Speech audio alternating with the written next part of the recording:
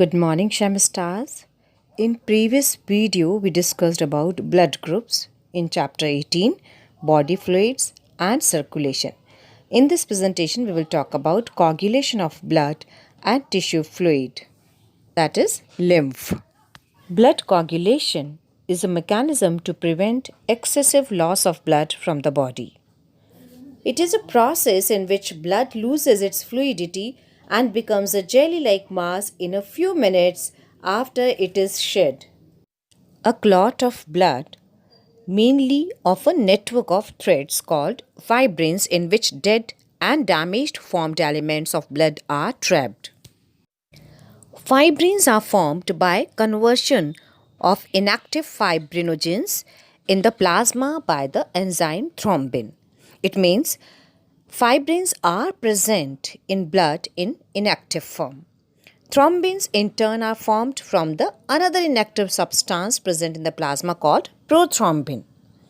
An enzyme complex thrombokinase is required for the reaction. So this entire process in which inactive form of thrombin, that is prothrombin, which is present in the plasma, so conversion of prothrombin into thrombin, a series of enzymatic reactions are required. It involves a number of factors present in the plasma in an inactive state. An injury or a trauma stimulates the platelets in the blood to release certain factors which activate the mechanism of coagulation. Calcium ions play a very important role in blood clotting. Now let's talk about tissue fluid, that is lymph.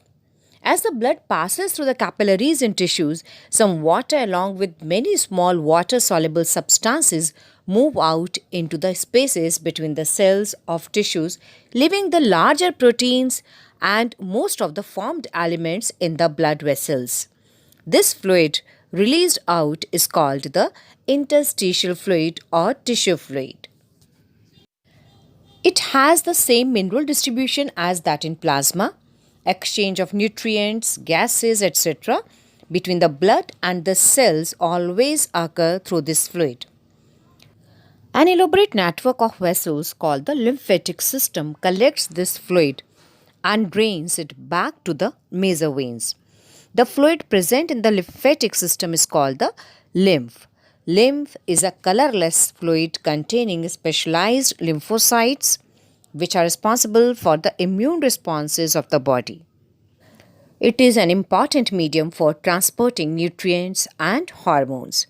So children, this is all about blood clotting and lymph. I hope you must have understood.